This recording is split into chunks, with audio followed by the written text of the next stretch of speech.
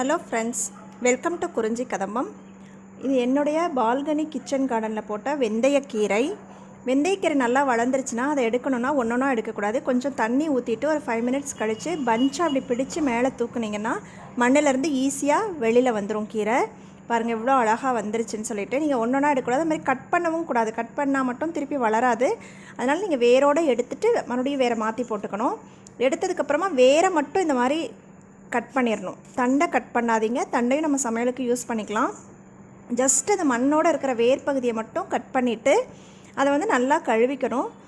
இது கீரை பார்த்திங்கன்னா மண்ணுக்கு பக்கத்துலேயே இருக்கும். மற்ற தண்டு கீரையோ இல்லை மணத்தக்காளி கீரையெல்லாம் பார்த்திங்கன்னா பெரிய செடி மாதிரி இருக்கும். அதனால் இலைகளுக்கும் மண்ணுக்குமான இடைவெளி அதிகமாக இருக்கும்.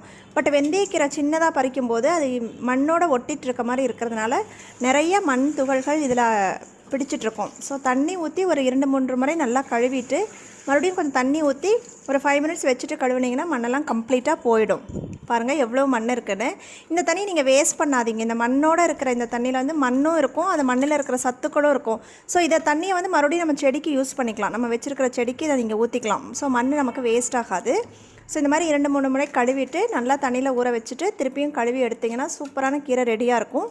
நீங்கள் இதில் நிறையா ரெசிபீஸ் பண்ணலாம். இப்போ சம்மர் ஸ்டார்ட் ஆகிடுச்சு இல்லையா, அதனால் நம்ம இந்த வெந்தயக்கீரை அதிகமாக யூஸ் பண்ணலாம். நீங்கள் யூஸ் பண்ணும்போது கண்டிப்பாக தண்டையும் சேர்த்து யூஸ் பண்ணுங்கள். ஏன்னா தண்டில் அவ்வளோ சத்துக்கள் இருக்குது. தண்டு இது ரொம்ப ரொம்ப சாஃப்டான தண்டு, கீரையை விட சாஃப்டாக இருக்கும், சீக்கிரம் வெந்துடும். அதனால் தண்டையும் வேஸ்ட் பண்ணாதீங்க. ஸோ நீங்கள் இப்போ உங்கள் வீட்டிலையே ஒரு கப்லேயே மாற்றி மாற்றி போட்டிங்கன்னா வாரத்தில் 1 முறை இல்லை 2 முறை உங்களுக்கு வெந்தயக்கீரை கிடச்சிட்டே இருக்கும். எப்படி ஒரு வேஸ்ட்டு பாக்ஸில் வெந்தயக்கீரை வளர்க்குறது அப்படிங்கிற ஒரு வீடியோ ஆல்ரெடி போட்டிருக்கேன். அதோட லிங்க் இப்போ மேலே டிஸ்பிளே ஆகும். அதை கிளிக் பண்ணுங்கள். இல்லைனா எண்டு ஸ்க்ரீன்லேயும் கொடுக்குறேன். அப்படி இல்லைனா போய் பாருங்கள். இல்லை டிஸ்கிரிப்ஷன் பாக்ஸ்லேயும் கொடுக்குறேன். ஸோ கண்டிப்பாக இந்த மாதிரி வெந்தயக்கீரை நீங்கள் வீட்டிலேயே வளர்த்துட்டு அதை சமையலுக்கு யூஸ் பண்ணுங்கள். இன்றைக்கி நான் இதெல்லாம் ரெடி பண்ணிட்டேன். இப்போ நான் இதை வச்சு என்ன டிஷ் பண்ண போகிறேன்னு சொல்லி யாருக்காவது ஏதாவது ஐடியா இருக்கா சொல்லுங்கள். தேங்க்ஸ் ஃபார் வாட்சிங். வாழ்க வளமுடன்.